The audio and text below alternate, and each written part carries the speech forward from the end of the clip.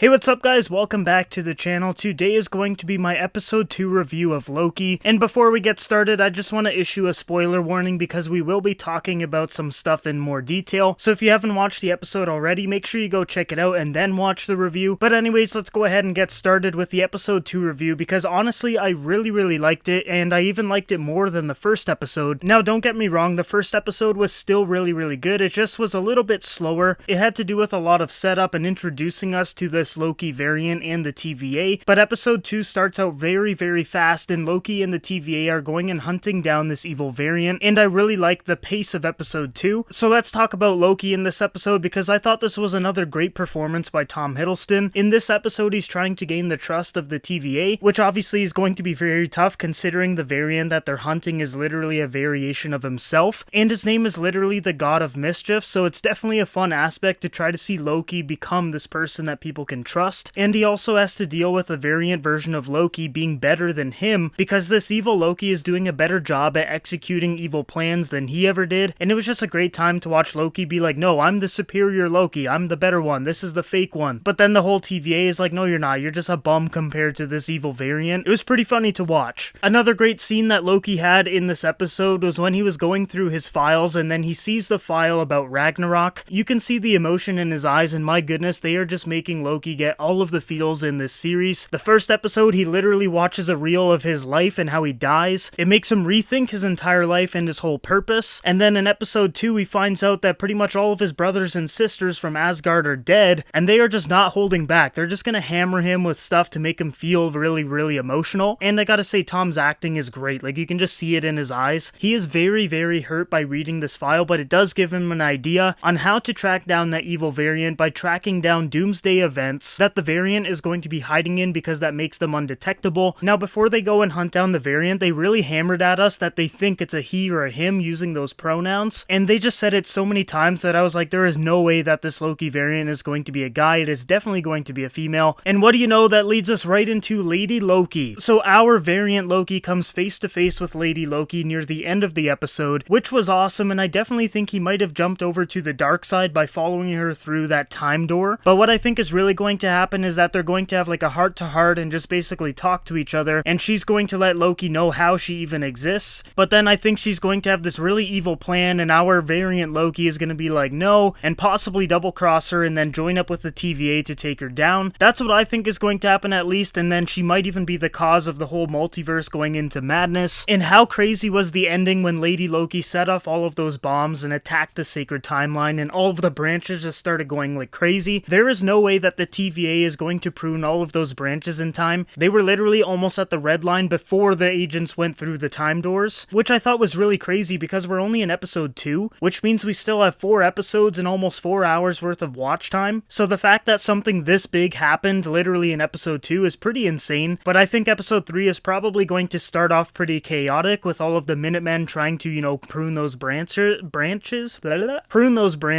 Now let's talk about the TVA. So in this episode, they have to work with Loki in order to track down the evil version of Loki, which we now know is Lady Loki, and it was awesome to just see all of the TVA agents be like, you know, this Loki is evil, I don't trust him, I don't want to work with him, especially agent, I think it's B-15. She absolutely hates Loki, and I just love the banter between them. And other than that, the TVA really didn't do that much in this episode. They were really just alongside Loki, and they were getting killed by Lady Loki and just kind of being in the episode. They didn't really have like that much to do, but I definitely think that the TVA is going to be strongly against Loki after this episode because, as you guys probably know, he left with Lady Loki, which makes them think that this guy has turned to the dark side like I was saying, and that he is evil as well. And I'm sure Mobius is going to get yelled at in the next episode, and I'm sure they're going to be like, why would you ever think that this was a good idea, having Loki as like your little sidekick? And now look what our problem is, it's 2 Lokis instead of 1, all thanks to you, Mobius. And then he probably is going to be like, okay, now I have to fix this. And one more thing that I want to say about Mobius is that I think he is from the 90s. I think he was somehow plucked from his timeline and just had his memory erased, and now just works for the TVA because he even says, like, I don't even know when I was created, I don't know when I got here, time works differently here. But in every episode, we've had hints towards 90s related things. He was drinking Josta in episode 1, which was a soda that was released in the 90s. His character in the comic books was actually created in the 90s as well, and I'm not 100% sure, but I think the magazine was from the 90s, the one with the jet ski that he always mentions. Mobius. And I have an interesting theory as well. I think by the end of the series that Mobius is going to be put in his proper timeline and be able to live his life. And I wouldn't be surprised if Loki gave him a jet ski and you just had Owen Wilson look at that thing and the episode ends with Owen Wilson saying, wow. That would just be the perfect finale for this whole thing, and I just need Owen Wilson to say wow one time. But I definitely think he's going to get a jet ski and maybe ride it off into the sunset or something, but I guess we'll just have to wait and see. And that's pretty much it for my thoughts on the episode. I thought it was really, really good. I had a lot of fun watching this one, more fun than episode 1. Lady Loki is in this, like that's just crazy and such a great character that we're going to learn more about. The timeline has been attacked and there's just a ton of branches being formed, and this story is going to go absolutely crazy from now on. 4 episodes left and episode 2 ended in complete madness, so I am super excited for episode 3 next Wednesday. Now before we end the video, I do want to toss out a theory out there about Kang the Conqueror, because I definitely think they're setting up the character in this show. After all, Kang is a time-traveling villain, and in Loki we're talking all about time travel and timelines, and it just makes a lot of sense to introduce him in this series. So this might be me reaching a little bit, but I found a couple of things in this episode that I think might be pointing towards Kang the Conqueror. So the first one was when Mobius was talking to Renslayer in her office, and he's talking about the timekeepers and how he's never seen them, and then he looks at the middle one and he's like, that one looks kinda, and then he like cuts off, and I think he was about to say like, you know, a little bit more intense, and you know, evil, mean, something like that. And obviously Kang is a villain, so I think that would have made sense, but I think there was a reason why they cut him off, because I think they are hinting towards Kang, and they want to do it in subtle ways like that. Then in another shot, when Loki and Mobius are going down an elevator, the camera stays just a little bit too long on the statues of the timekeepers, and I think that's for a specific reason, because I think the one in the middle kind of looks like Jonathan Majors. Like I said, this might be a little bit of a reach, but I definitely think it resembles him, and I think it would be a really great twist if there was no actual timekeepers and it was just Kang the Conqueror dictating time the way that he sees fit. And it would be really cool if he created the TVA to preserve the timeline that he wants for whatever reasons that he has, and then putting propaganda all around the TVA so that no one really questions his morals and methods. Like this sacred timeline could just be Kang's timeline. Maybe he needs this timeline in order to survive, or maybe it's a way for him to gain power or rule over the galaxy, I don't know. But in my opinion, I think he is running the show. I think he's behind the scenes using propaganda to make people think that the TVA is good and that they're preserving the sacred timeline, when in reality, it's the timeline that he wants. And we all know what happens to the sacred timeline if those branches, you know, keep going. A multiverse of madness happens, and then maybe Kang doesn't have control over anything anymore. So that might be why he wants to preserve that timeline. And also, if a multiverse of madness does happen, that means that Kang is going to lose control, and then people will have their free will back. As we know, the timekeepers, which I do think is Kang, is basically dictating everything and choosing what's allowed to happen and not. So if free will comes into play, then Kang won't have control over everyone's destinies. And I think this is another reason why no one in the TVA has really met the timekeepers, because I don't think they exist. I think it's Kang, and he just wants everyone to believe that it's the timekeepers, but in reality he's behind the curtains just pulling all the strings. And who knows, maybe he's hiding in the quantum realm in that city that we saw in Ant-Man and the Wasp. And one more thing that I want to say in this crazy rant is maybe, just maybe, Kang in this sacred timeline is the key to unlocking mutants and the Fantastic Four. Maybe they defeated him before in that multiversal war that Miss Minutes taught us about. Like, how crazy would that be if the multiversal war was Kang and his followers versus people that were fighting for free will, and that was like the X-Men and the Fantastic Four, and they lost, and Kang basically erased them from existence or isolated those multiverses into a different space, maybe even in the quantum realm. This is just getting into a crazy rant right now, but who knows. But if that multiversal war had the mutants and the Fantastic Four fighting against Kang, and Kang beat them and basically removed them from the sacred timeline, breaking into a multiverse of madness would bring those characters back in, and who knows, maybe that's what's going to happen. So that's my theory on the whole thing. I could be completely wrong, or I could be completely right. I guess we'll just have to wait and find out. But yeah, that's my thoughts on episode 2 of Loki. Honestly, that was more of a rant than my thoughts of episode 2. I probably should have just made a theory video instead of putting it into the episode review. But for now, that is my episode 2 review of Loki. Leave a comment down below of what you guys thought about the episode. And also, if you're new to the channel, make sure you like and subscribe. And other than that, thank you again for watching. I hope you guys all have a great day, and I will see you guys in the next video.